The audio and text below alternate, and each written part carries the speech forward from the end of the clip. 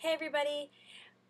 So I wanted to do my updated video for you guys because I've been gone for 3 months and I wanted to talk to everybody at the same time. So this video, hold on, I'm going to adjust something.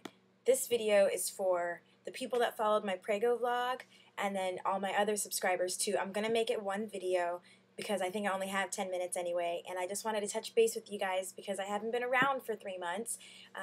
And the reason for that is because I've been raising a newborn, and raising a newborn is really, really difficult. It's hard. It's really, really hard. But you just get used to it every day. I wanted to give you guys my labor delivery story. If you are a subscriber and this never interests you, I totally understand. But hi, I missed you, and you're welcome to skip ahead and wait for the next video. If you did follow my vlog, then you know that I last talked to you guys, I think that ended up being about 2 weeks before I went into labor. So my labor story's crazy, crazy. I have a glass of wine here because even though you're breastfeeding, as long as it metabolizes in your system for 2 hours, you're good to go and baby's asleep. So I want to start. It's a really crazy birth story, actually. It's gnarly. Okay, so I was 37 weeks, and I was really over being pregnant, and I had a doctor that I really liked who was going on vacation the week that I would be 38 weeks the week that she was going on vacation. And then there's 39 and 40 weeks. So we had talked at my 37-week appointment about possibly, since I was full term to her, that we could do something. It's called sweeping your membranes. It's basically kind of going in and irritating everything to make you go into labor, possibly on your own. And we had discussed that, and I wanted her to deliver my baby, not some random doctor, so I was okay with it. She was okay with it. And when she did it, she accidentally broke my water. So that day, I ended up having to go to the hospital. When you break your water, then you have to, it's a risk of infection to not have your water sealed. So I went into labor, and it was interesting to say the least. Everything happened really fast, but we got to the hospital and I was fine.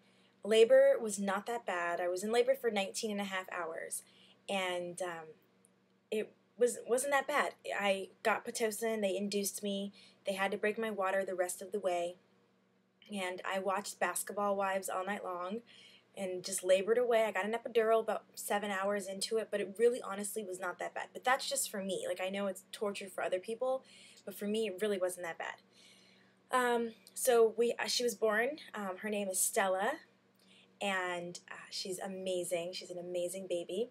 She'll be 3 months in about 2 weeks, so she's 10 weeks old right now. And we love her more than anything. She's the best baby, and she's already quirky and funny and spunky and feisty. Anyway, so I went into labor, had her 19 and a half hours later, pushed her for like 40 minutes. I was talking the whole time. I was putting on lip balm the whole time. It was easy. And we got to hold her for an hour, and then upon holding her, she started making this little tiny chirping sound. It's like ip, ip, ip. It just sounded funny, and it was cute, but it was like weird.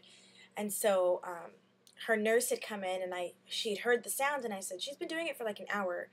And they were like, well, that's not a good sound. It means that she's having a hard time breathing.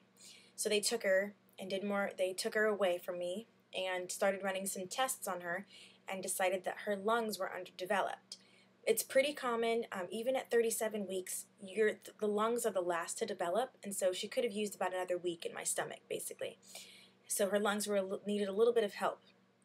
They ended up taking her via helicopter to a NICU unit at a hospital nearby, and I had to stay overnight in my hospital. So the next day I got discharged, and we spent every day of the next week visiting Stella in her NICU unit, where she was hooked to all the wires, and she was intubated the first day, and that was incredibly hard to watch. But the nursing staff was so good to us because they explained everything, and I was pumping every day, and she got better every single day. It's a very common thing. What she had is called RDS.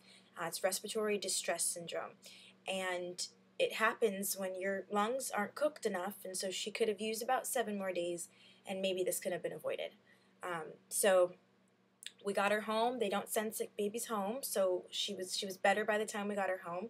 And then it was time to be a mommy. So we got into the swing of things, which I'm going to say, and if anybody ever has questions about this, I'm open, so you can ask me, but I did suffer from a little bit of baby blues, just being overwhelmed with having a baby, and especially being overwhelmed with having a NICU baby.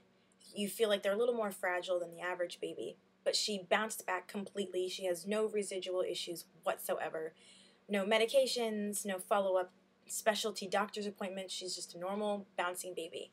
But for me, it was really hard, and I was really, I thought she was fragile. I didn't know how to hold her. I didn't know what to do with her. And then over about 2.5 weeks, things got better. Sean went back to work, so that helped me get to bond with her a little bit more too. And we just got into a groove. So all in all, the whole experience of my birth and labor and delivery were absolutely crazy. She's asleep right now, but I'll try and see if I can show you some pictures on my phone of her. She's the best baby. If you follow me on Twitter, the Vonda 8, or no, what am I? Oh, I'm the Vonda 83 on Twitter. I have tons of pictures I put up of her all the time. But for now, let's find one. I have 400 pictures of her in my phone, so let's see. Because she's so cute. Here's one. Oh, this is one of my favorite ones of her. Let's see. This is her smiling. Let's see. Ah, can you see? There's the baby. That's Stella. What else do we got? She's a really happy baby. She's feisty. She's like me. See her? There she is. Hey, baby. So, she's feisty, and even in the NICU, I was pumping, but even then, I've had issues with breastfeeding. We had some problems because we missed a week of bonding and getting my milk supply up. So I'm on a prescription right now to increase my milk supply. I'm on herbs. I've been seeing a lactation consultant because this is pretty common. They liked the fact that Stella had an appetite, and my milk wasn't coming in fast enough to satiate her, keep her full.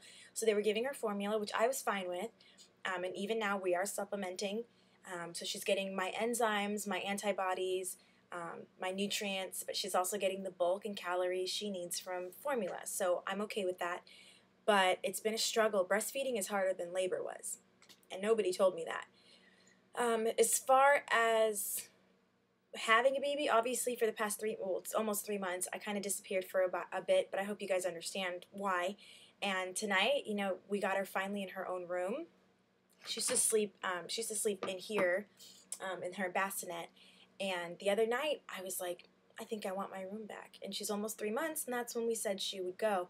So I put her in there with her monitor on and her sound machine, and she's asleep. So I thought I'd come on here and say what's up to everybody. I'm going to upload this tonight, and then I think the next video I'm going to do, I haven't been buying a lot of makeup. I fell off the makeup game for obvious reasons.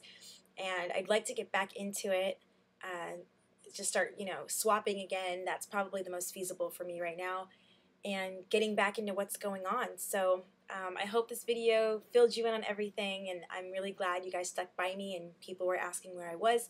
And thank you for being understanding as far as me being gone for so long. So yeah, thanks a lot. Any questions, comments, leave them down below. If you want more updates, I need to get back into Twitter also. Follow me on Twitter. I'm on the Vonda 83, and I'll talk to you guys later. Bye.